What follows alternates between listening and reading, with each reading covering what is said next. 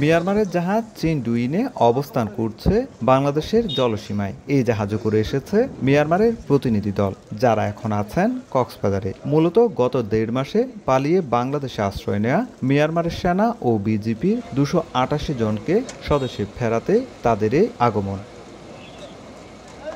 Naikhongchhari border guard সরকারি প্রাথমিক বিদ্যালয়, যেখানে মিয়ানমারের সেনা ও বিজিপির 288 জন সদস্য আশ্রয়ে রয়েছেন। এরই মধ্যে সেখানে যান মিয়ানমারের প্রতিনিধি দল, অবস্থান করেন কয়েক ঘন্টা। আর আশ্রয়স্থলে রাখা হয়েছে প্রায় 11টি বাস। এসব বাসে করে মিয়ানমারের সেনা ও বিজিপি সদস্যদের হস্তান্তরের জন্য নেওয়া হবে নুনিয়ারছড়া ঘাটে।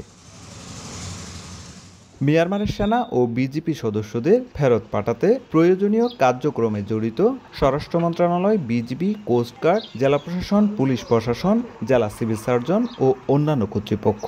পুলিশ বলছে, নিরাপত্তা ও ইমিগ্রেশন কার্যক্রমটি তারা করছেন। জেলা পুলিশ কক্সবাজার আমাদের উপরে যে দায়িত্ব নির্ধারণ করা হয়েছে, law and order maintain, immigration সিস্টেমকে কার্যকরী করা। বিকাশে কম খরচে ক্যাশ আউটের লিমিট বেড়ে 50,000, প্রিয় এজেন্টও 2টা। আশ্রয় নেওয়া মিয়ানমারের সেনা ও বিজিপি সদস্যদের শনাক্তকরণ এবং প্রয়োজনীয় ডকুমেন্টেশন সম্পূর্ণ করবে মিয়ানমার প্রতিনিধিরা। এরপর বাংলাদেশে নিযুক্ত মিয়ানমারের দূতাবাস ও পররাষ্ট্র মন্ত্রণালয়ের প্রতিনিধিদের উপস্থিতিতে আশ্রয় নেওয়া সদস্যদের হস্তান্তর করা হবে। স্থানীয় সংসদ সদস্য ও জাতীয় সংসদের হুইপ জানালেন, সবার সহযোগিতায় মিয়ানমারের সেনা ও বিজিপি সদস্যদের প্রত্যাবাসন কার্যক্রম সম্পন্ন করা হচ্ছে।